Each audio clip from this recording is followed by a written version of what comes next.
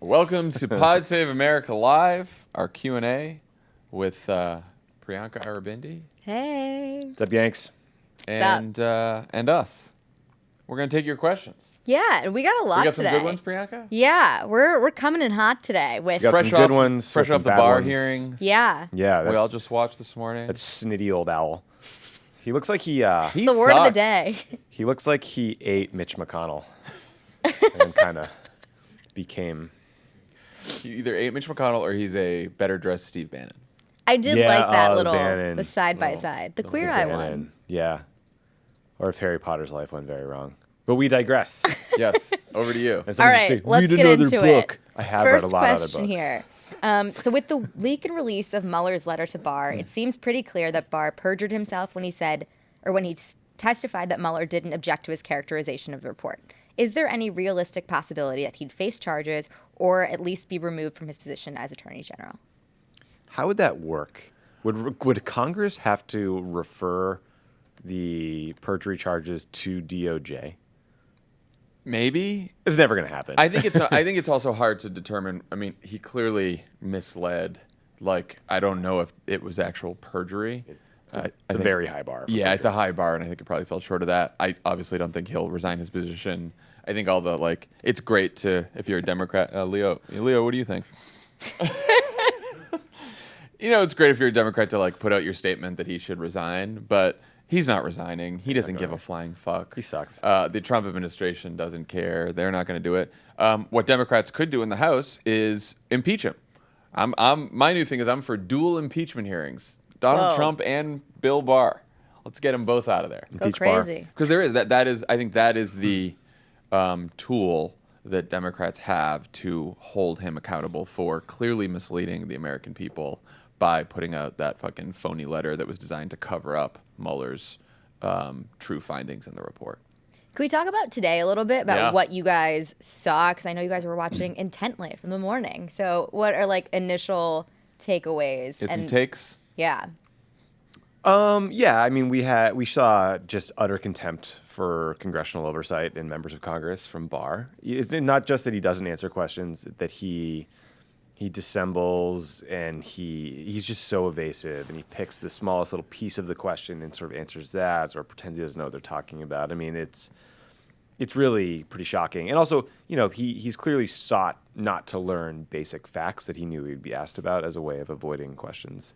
We also saw some very able, capable questioning from some senators, notably Kamala Harris. Yeah. We saw some less able, less impressive questioning from others. But So I think that, as Tommy said, Kamala Harris had some excellent questions. She really shines in hearings like these. But I think what she got out of Barr is that he and Rosenstein made the decision not to charge the president with obstruction without ever looking at the underlying evidence from Bob Mueller. They basically did it over the course, as then Sheldon Whitehouse got him to say, over the course of 2 days. They got the report, read the report, decided against obstruction, and that was that. I also thought one very interesting exchange was Chuck Grassley asked, if the special counsel found facts sufficient to constitute obstruction of justice, would he have stated that finding in the report? And Barr said if he had found that, I think he would state it, yes. Mueller in the report says the exact opposite. He says fairness concerns counseled against potentially reaching that judgment and no charges can be brought. So Mueller basically says in the report, we can't indict a sitting president, and because we can't indict a sitting president, I'm not going to say that he should be charged with obstruction of justice because that's leveling a charge that he can't defend himself against because we can't indict him, meaning that's Congress's job. And Barr basically just said the opposite of that. So I do think when Mueller finally testifies, Democrats should get to, or should talk to him about, like, was this an impeachment referral, right? And it's not, like, technically going to be an impeachment referral because that's not in the special counsel regulations, but just about everything Mueller says in this report points to, I can't indict him, we can't indict him because he's sitting president because of DOJ guidelines, but there's a ton of evidence that he obstructed justice, and Congress now needs to do their job. Bob Mueller needs to speak. Yeah. I mean, he's really allowed this process to get away from him by submitting his report without any public comment, submitting another private letter raising concerns about Barr's 4-page pseudo summary. So, like, at some point, you can't just keep getting played in the media because public opinion is hardening about this, and no one knows what his intent was at this point. There's a lot of open questions that are important. So, get him before Congress. Lindsey Graham's not going to do it. The House is going to have to do it, or go do some interviews. There's nothing wrong with that. Robert Mueller is an institutionalist playing by the rules. The House Democrats are institutionalists playing by the rules, and they are playing against a group of people who do not give a shit about the rules, who do not give a shit about the law, and know how to play the media, know how to play the Washington establishment, and they're getting run over by those people. That's what's happening right now. Yikes. Is there, like, what is your instruction to go for people to move from here, for House Democrats to move from here? Subpoena everyone. Yes, very fast. Subpoena everything. Get Mueller there fast. Like, yesterday, the Daily Beast had a piece that was like, House Democrats are complaining that the Department of Justice is dragging their feet on giving them a date for Mueller to testify. It's like, hey, Jerry Nadler, that's what your fucking subpoena canon's for. Subpoena Mueller. Don't wait for them to give you a date for him to testify. Subpoena him now.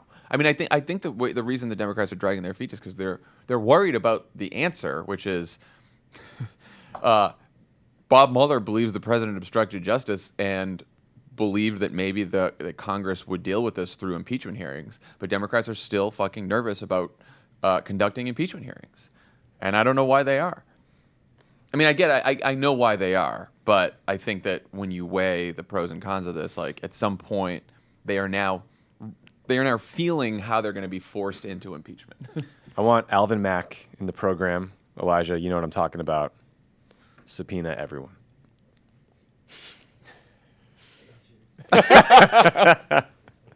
Okay, next question.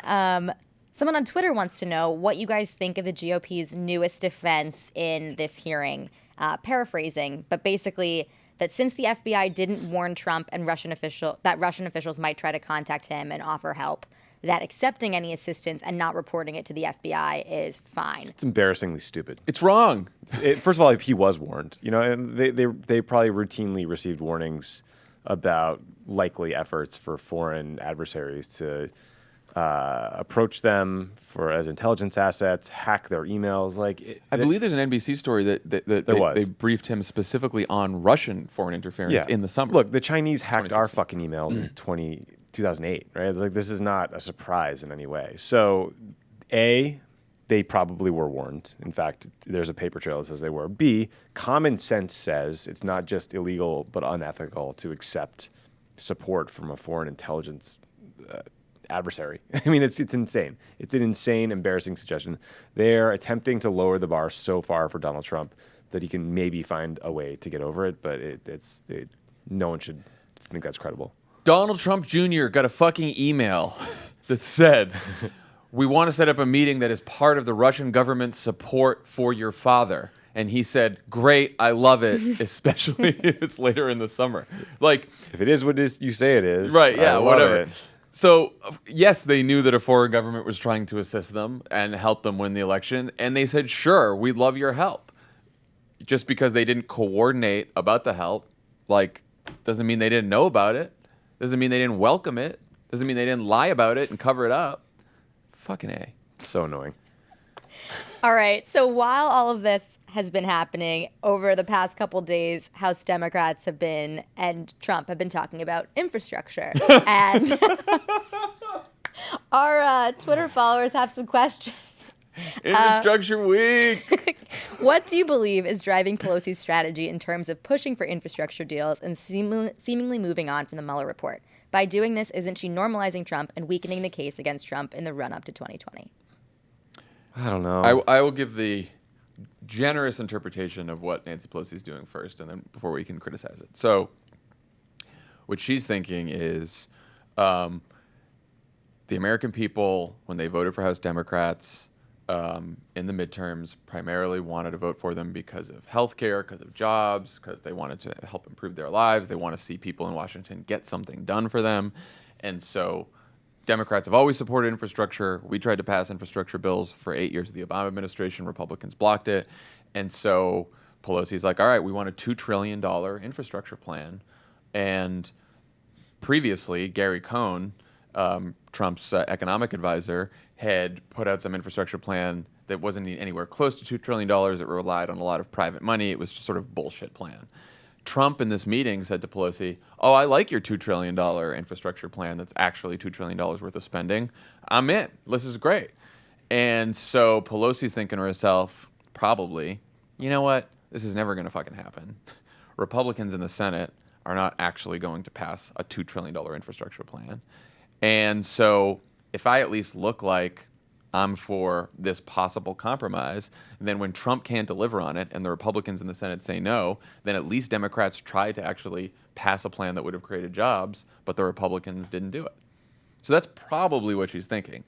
I do think that the whole idea of going to the White House and sitting with Nancy and Chuck and Donald Trump talking about infrastructure when they're pondering impeachment hearings and the Trump administration is stonewalling them on every fucking investigation and every oversight hearing that they're trying to conduct is a little crazy. Yeah, I mean, Nancy and Chuck are playing pool, and they're not that good at it. And they're like 2 bumpers, 8 ball off the 3 corner pocket, and you're like, that's never gonna fucking happen. What like? There's yeah, no and Trump's like throwing the 8 ball at their fucking head. There's no optics win here. Yeah. Chuck's picking up Schumer and putting his head in the toilet and flushing it. You know, I mean, it's just, it's yes. You know what? We do need a huge investment in infrastructure. Yeah. It would help the climate. It would help put people back to work. It's good and important, but we have a lunatic in the White House. It was a weird choice. I didn't love it. I'm not holding my breath for it's not going to an happen. infrastructure bill. It's just going to get our blood pressure up. Yeah. Got it. Love it. All right, moving on to the Senate. Senate in 2020. This week, Stacey Abrams and is it Cindy Axne? Yeah. Yep. Wow. Okay, great. Will not run in Georgia and Iowa, respectively. When should we start worrying about not finding great candidates for uphill but winnable races? When are the deadlines to file? Could flailing presidential candidates withdraw and run for Senate? What should be happening here? We should worry several months ago. I mean, truly. Like, the fact that we haven't fielded a candidate yet in Iowa is a big flashing red light. That's a state we need to win. I understand Cindy actually just got to Congress. Yeah, that's okay. Like that one didn't upset me. She's in a tough district too. But we need someone strong. We need someone strong to run statewide. J.D. Scholten, I think, maybe is considering it. Some people floated Vilsack's name, and we need someone to go after Jody Ears because that's a seat that we should win. But we need a strong candidate in North Carolina and in Georgia and in Colorado.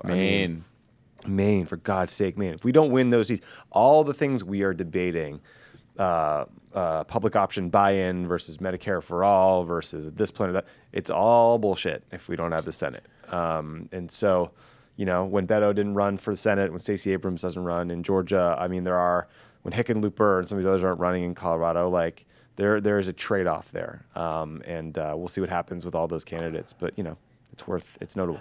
I have a slightly different take.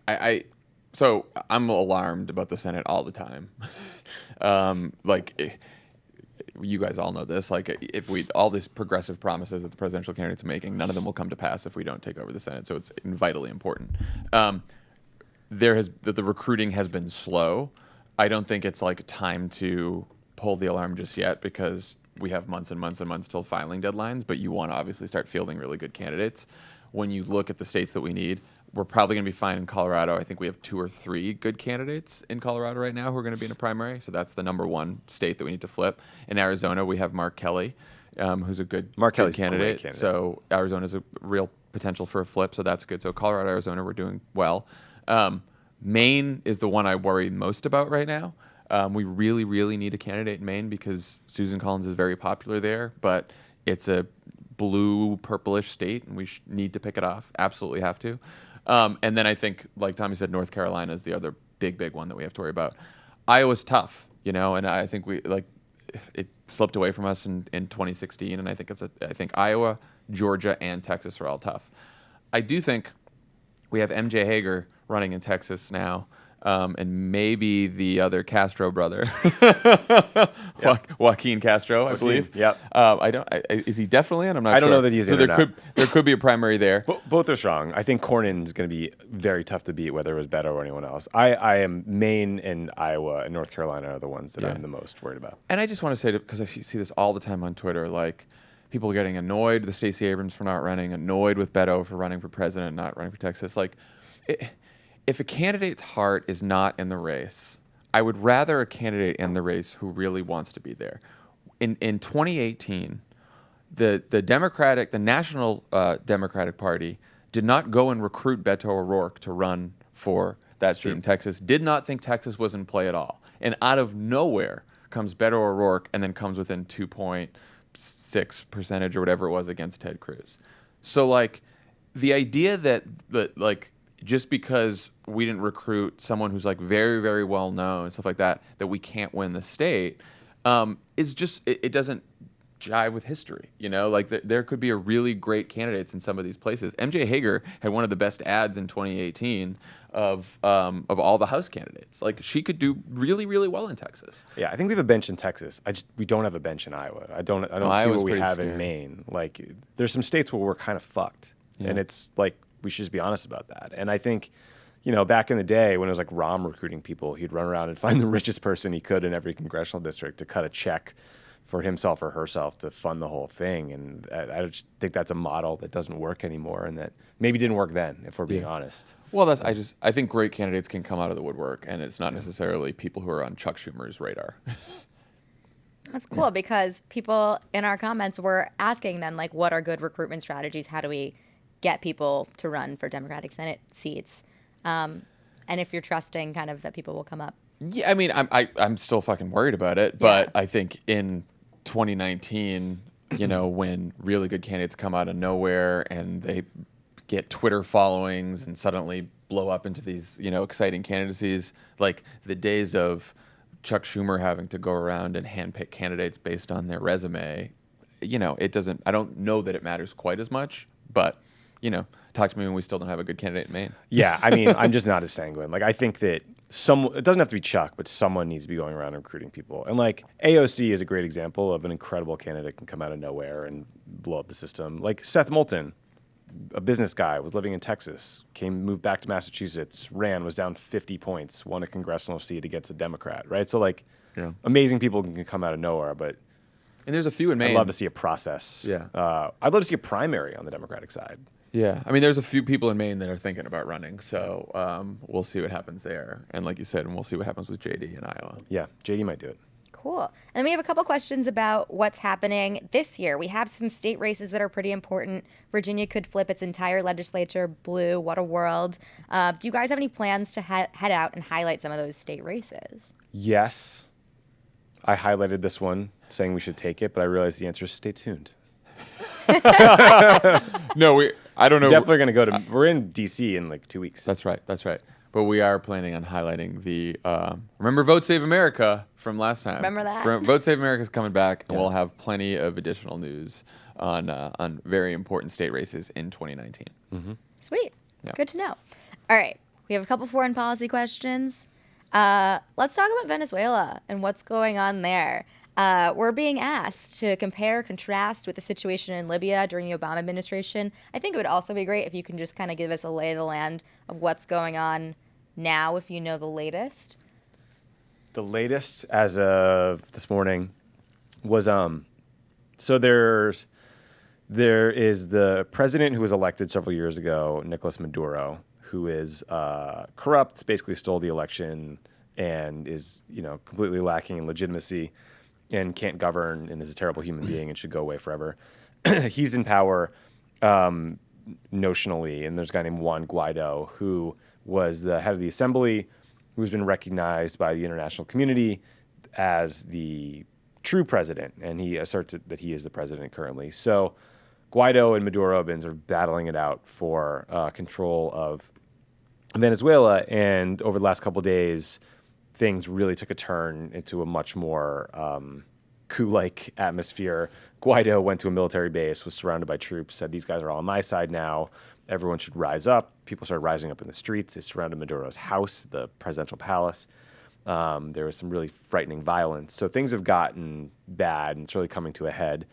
And part of the problem is, John Bolton and Trump and his goons are all in on, in general, Field Marshal Rubio, Twitter Field Marshal Rubio, are all in on pushing for the opposition. I really like that you guys have downgraded him to Field Marshal from General. I was uncomfortable with General. You're right, and I apologize. He's never going to be a fucking general. That guy.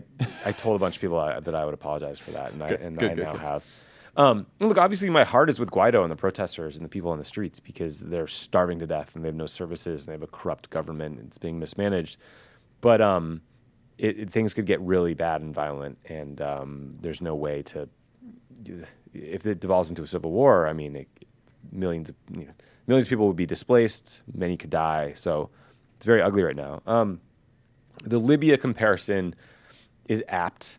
I mean, the initial military action in Libya was basically that Gaddafi was marching a bunch of tanks from the west to the east to Benghazi to take over the city, where he said he was going to exterminate them like rats. So we thought like 800,000 people could just be killed. So that's why Obama and an international coalition bombed his forces to stop them. And that rolled into a broader NATO effort that took out Gaddafi, and the rest is history. The reality is that was a much more full-throated international intervention than what's happening in Venezuela right now, as much as Ben and people like me are concerned about how much the Trump administration is pushing for a coup. So it's scary. We're on one side, and then the Russians and the Cubans and other parts of the international world are on the other side. So there's a proxy war element to this thing. So it's dicey. Not great. No. We got a worldo who wants to know, how much long-term damage is Trump doing to the credibility and dependability of the country? Do you think the next president will have more trouble negotiating, considering how easy it was for Trump to withdraw from so much? Probably. I think this is sort of always a problem with the U.S. system, in that, like, you could cut a deal with Bush and maybe Obama disagrees, and so there's some changing, some understanding that our system changes often is kind of baked into the system. But I do think that Trump is rupturing alliances and decades-old international organizations like NATO in ways that are truly destabilizing, and will likely make countries that were being pulled closer to us, like Cuba, for example, turn away and turn back to the Russians or the Chinese. You're likely to see the Chinese Belt and Road Initiative grow and expand in a whole bunch of countries where we would like to have better relations. So there is like a real risk here to the American first isolationist, I support all dictators all the time policy that is currently being put in place. Got it. And then this is just a me question, but as we're transitioning into 2020 questions, how much of a role do you think foreign policy related policy, I guess, in general, will play in the primary and then in the general election? Do you think it'll be as prominent, obviously, as domestic issues, or will it kind of fall to the back burner? It's a good question. I mean, I always assume that most elections are I assume most elections are domestic policy focused, right? I mean, that's what you kind of want from a president, is to make it safe, get you a job, deal with the economy. But something bad happens, if there's a terrorist attack, God help us all, knock on wood that doesn't happen.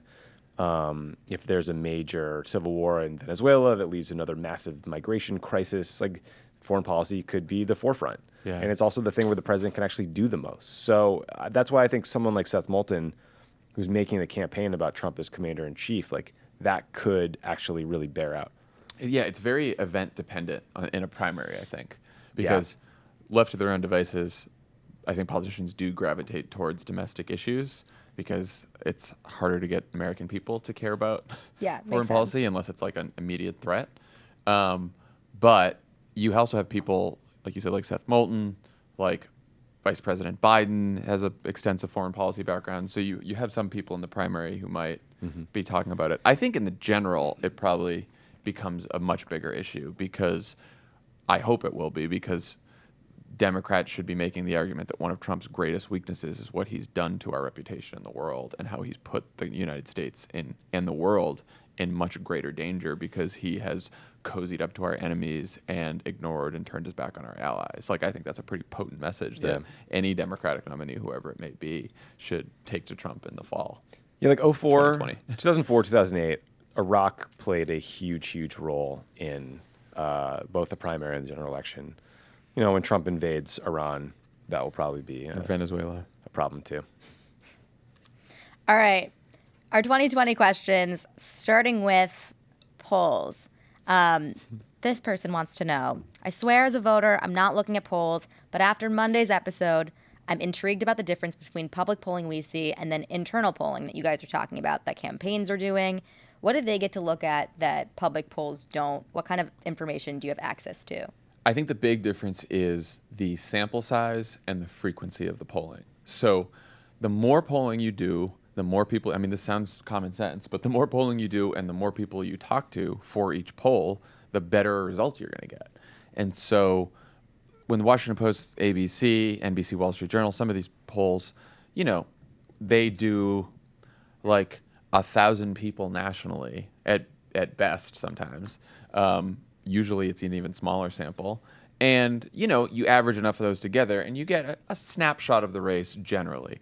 What a campaign's doing right now is they're probably not polling nationally at all. Yeah. They're polling in Iowa, they're polling in New Hampshire, they're polling in South Carolina. And probably at this stage, I'm sure at this stage, they probably haven't added other states. And they are polling every week, sometimes many times a week, depending on their budget. And and they also are trying to, certain campaign pollsters are trying to guess the universe of voters who are eventually going to show up. So, for example, in Iowa in 2008, for the caucuses, the Clinton folks and the Edwards folks believed the people who would turn out in the Iowa caucuses are the people who usually had turned out in the Iowa caucuses in the past, Democrats who had turned out in the past. We made a bet in the Obama campaign that Obama would be able to expand the electorate and that there would be more young people, more first-time voters, more independents, even some Republicans who would show up in Iowa. The Clinton and Edwards people thought we were silly. But our polls ended up showing us Obama, a little bit ahead or better than their polls because we believed we'd have this expanded universe of caucus goers. It turned out we were correct and they were not. So part of polling is a campaign making a bet on who's going to turn out and what the shape of the electorate's going to be. But the other part is just polling a ton. And you have more resources to poll than a lot of these media organizations who can only afford to do it at this point once every couple months and only sample sizes of like 500 to 1,000. Yeah. I mean, you also you can, if you're doing a daily tracking poll, you can really see how a specific event or issue or problem is changing the dynamic of the race quickly and adjust accordingly. You can also take your internal polling data, merge it with like voter file data or other private data you can purchase and make it a lot more interesting, especially when you get that to subsamples. So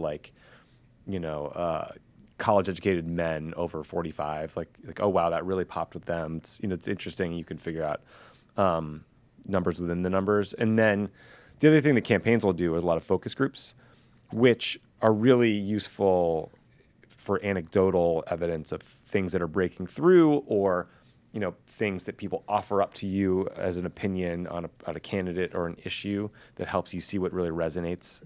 So there's a lot more data basically when you're a campaign that's living and dying by it. Yeah.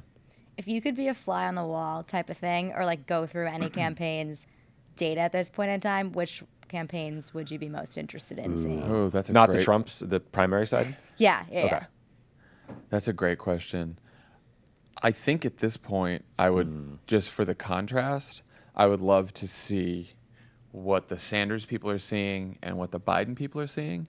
And it's not just because they're sort of the two front runners. Clearly, Biden is the front runner and Sanders is, but because they're so ideologically different. And yet in the public polls, it seems like they're still getting a lot of the same Democratic voters, which is different. But I would love to know what the Sanders people are seeing and what their strategy is versus what the Biden people see as their path to the presidency. Yeah, that's a good one. Yeah. I bet Bernie's got a lot of data. Because Sure he's got he all does. his 2016 stuff, his email list. Yeah. That'd be fun. They probably know a lot about the people who support Bernie Sanders and might support Bernie And Sanders. all the Civis Analytics nerds, see what they're looking at. Yeah. We love them. They're nice. All right, this one is like 2020 adjacent, I would say. Considering this is Jacob Wohl's second attempt at constructing a fake sexual assault scandal around Buttigieg, should more politicians and prominent figures, especially in Republican politics, be condemning his actions? Or is as little media coverage as possible the way to go when dealing with a Jacob Wohl? What do you think? That's a good. I was wrestling with this question. Like, do you make a big deal of it and have a lot of people condemn it, or do you just not even want the rumors out there? What I don't get is if you try to set someone up with a lie to damage their reputation, how is that not illegal? Like, I think this little fuck needs a visit from the FBI. That's what I think. Because the Daily Beast has a thing today where he's talking about gaming political betting markets for profit. Again, like that feels very illegal or illegal adjacent. So, yes. He's the dumbest person on the planet. He's the movie villain. Thank goodness he's a dumb criminal. Yeah, I mean, he's the movie villain who gives a speech coughing up the whole plot at the end of the movie, but did it on speakerphone to the police station in this instance. Like, he's a moron, but he'll guess right at some point. And, like, it's kind of dangerous. Yeah, I mean, he goes about these fucking schemes in the most dumb fucking way so that he's found out very quickly. But you're right. Like, someday he'll quietly hire someone, and they won't spill the beans, and it'll be a whole thing.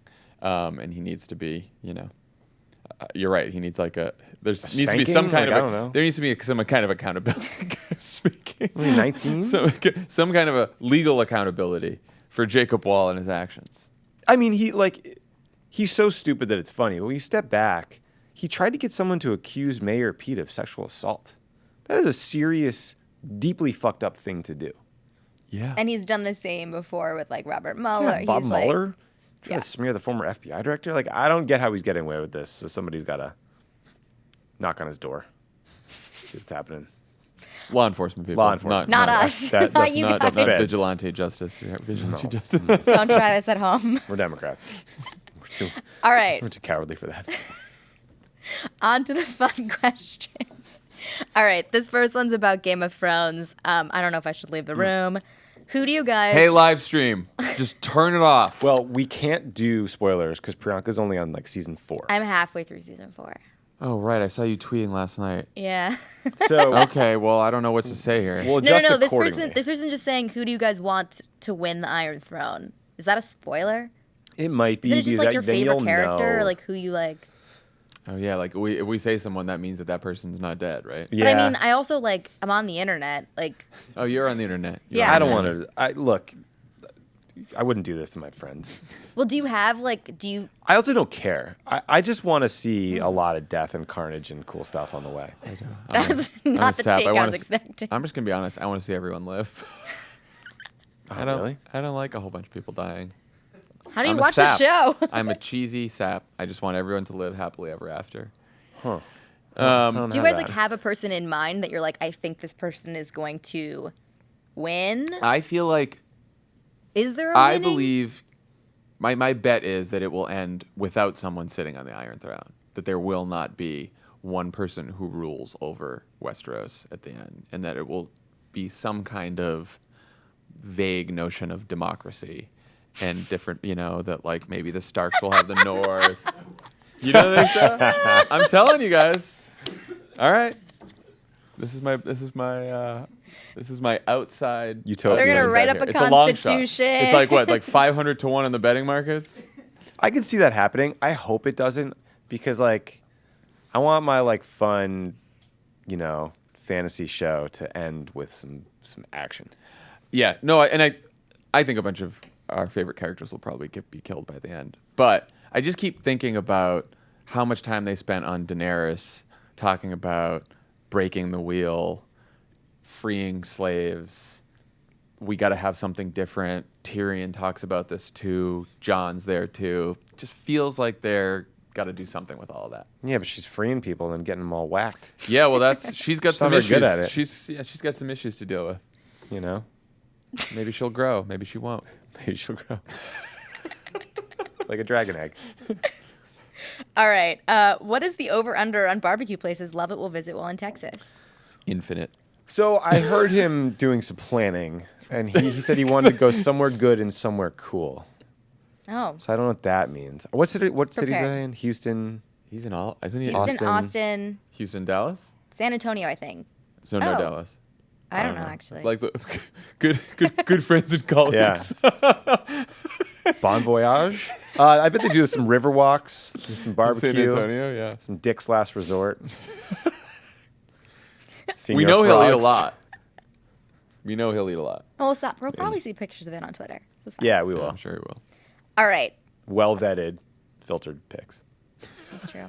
I told him I'd help him out with his Instagram. This next, I don't know if he'll take me up on it, though. This next question is also about Instagram. Linnea wants to know, has a serious question. Why is Tommy verified on Instagram, but Jon is not? I don't know. Go to that cut shot. I think it's because of Elijah. Elijah, did you why get am I not Tommy verified verified on and not Instagram? I me? think What Elijah, about us? Elijah told me to click a button to submit something, and then they rejected me, and then Elijah. My wife They did rejected that me too. too. Emily did it. Emily was like, "Here, submit this," and she did it because I don't know why. She knows how, and then I never heard anything. I guess people were just I like, don't know what it "Fuck does you." for me though. Is your profile public? Yeah. All right, we'll get you verified. So thank God we surfaced this question just so Just this make could it- happen. Yeah. And Lovett's not verified either. Oh, I don't know. Lovett if said he isn't. he's not public? Yet. We talked about it. Instagram used to be fun and private and for your friends, and now it's like every other social media platform where it's some shitty sanitized. It was never fun and private version for of your yourself. friends. Instagram was like We're you guys old. just We're yeah, old, Priyanka. yeah, exactly. When Hey. we were around when it first started, and our like early pictures on the feed are like Are all 5 erased. likes, 5 likes from our 5 friends. Yeah, it was fun. Yeah. Not All nothing's right, fun. and then Thank this you, last Annette. question: how many dogs are there in the cricket office? Which is like something Today? I think everyone wants to know. Let's go on a full day. Okay, so there's Leo's under the table. Luca's on the couch sleeping. Griffin got a great haircut in this here today. Pundit is at doggy jail while Love Lovett's it's gone. gone. Who else? Who am I missing? Sarah Wick just got a puppy. Wizard, Wizard. It's a who we very haven't cute seen name. yet, but we're very You're excited missing to see. Not Ginsburg, Ginsburg. Jordan's dog. Ginsburg sits on Jordan's lap and doesn't move a lot. He's very good. Carrie's dog, Pam, Pam's been here a Pam couple comes times. in. Justine's dog's been in a couple times. Yeah. Calvin. Calvin. Oh my Travis's God. dog, Fig. Fig came in, but Fig is a medium-sized pit bull who was scared of Pundit, who didn't come in anymore. I think we're like 8. It's a lot of dogs. They're not all in at once because that happened, and it's been kind of like at times. Yeah, but we love our dogs here at Cricket Media. Did we hit them all? There's dogs in the office next door too that we see once in a while too. Well, there used to be that huge dog, Jumo. He's Yeah, like Jumo. 120 pounds, but that guy doesn't work there anymore, I guess. Guys, also- we there's should also do a hairless dog cat running around social. here at Like some we point. should have host like a meetup like in our lobby or whatever. Yeah. And That's a just like great have them idea. all hang out. I think that we're one of the few offices that allows dogs, because the 3rd floor and the 4th floor do not. I won't name the company because I don't want to put them on That's good. blast, but That's good. DM us for the company. The company is Breitbart. All right, that's Ben it for the Shapiro Show. stream, you guys. Thanks everyone for your questions. Thanks for Have a streaming. great day. And we'll see you next week. Yeah.